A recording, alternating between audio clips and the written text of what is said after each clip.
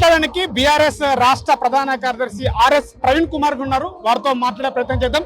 Sir చెప్పండి, అటు దేశవ్యాప్తంగా కూడా బీజేపీ ఎస్ఆర్ అని చెప్పే పేరుతోటి ఓటు తొలగించే ప్రక్రియ జరుగుతుందని చెప్పేసి ప్రతిపక్షాలు వాదన చేస్తున్నాయి.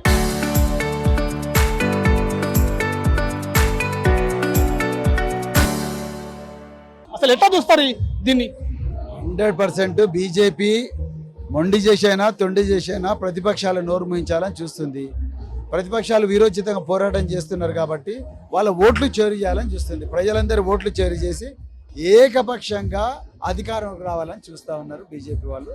అందుకొరకే బెంగాల్లో అదే చేసిండ్రు, బీహార్లో అదే చేసిండ్రు, చాలా రాష్ట్రాలు అదే చేస్తున్నారు. కాబట్టి ఇప్పుడు మేము తెలంగాణలో ఈ కాంగ్రెస్ బీజేపీలు రెండు కూటమిగా మారి మరి తెలంగాణ ప్రజలు దోచుకోవాలని చూస్తున్నారు. కాబట్టి ఆ ప్రమాదం రాకూడదని మేము ప్రజలను అప్రమత్తం చేస్తున్నాం. అంటే రాబోయే రోజుల్లో తెలంగాణలో కూడా ఓటు చోరీ జరగబోతుందని దీని ద్వారా తెలిసిపోతుందా?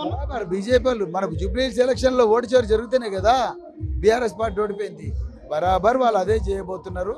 ధర్మపురి అరవింద్, రామచంద్రరావు, బండి సంజయ్ వీళ్ళందరూ అదే పని చేస్తున్నారు. సో వాళ్ళు చాలా క్లియర్గా ప్లాన్లు వేస్తున్నారు. అందుకొరకు దురదృష్టవశాత్తు ఎలక్షన్ కమిషన్ కూడా ఏం చేయలేకపోతున్నది. బీజేపీ మొత్తం కూడా ఎలక్షన్ కమిషన్ కబ్జా చేసింది.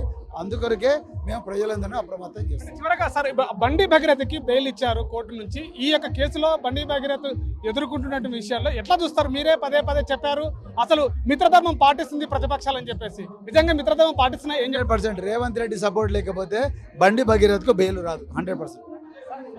ఇది రాబోయే రోజుల్లో కూడా బీజేపీ గవర్నమెంట్ కూడా అటు ఓటు చోరీ పేరుతో కూడా అటు గత ఎన్నికల్లో గెలిచినటువంటి ప్రతి చోట కూడా ఓట్లు తొలగించే ప్రయత్నం కూడా చేసింది. దాని ద్వారానే బీజేపీ రాష్ట్ర అధికారంలోకి వస్తుందని చెప్పారు. దీని పట్ల కూడా ప్రజలందరూ, నాయకులందరూ కూడా అప్రమత్తంగా ఉండాలని చెప్పేసి కూడా హెచ్చరిస్తున్నారు. మరోవైపు కూడా ఇటు బండి భగీరథ్ యొక్క బెయిల్ విషయంలో కూడా ఇటు రెండు పార్టీలకు సంబంధించినటువంటి మిత్రపక్షం సంబంధించినటువంటి మిత్ర స్నేహబంధంతో కొనసాగడం వల్లనే ఇటు బెయిల్ లభించిందని చెప్పేసి కూడా చెప్తున్నటువంటి పరిస్థితి.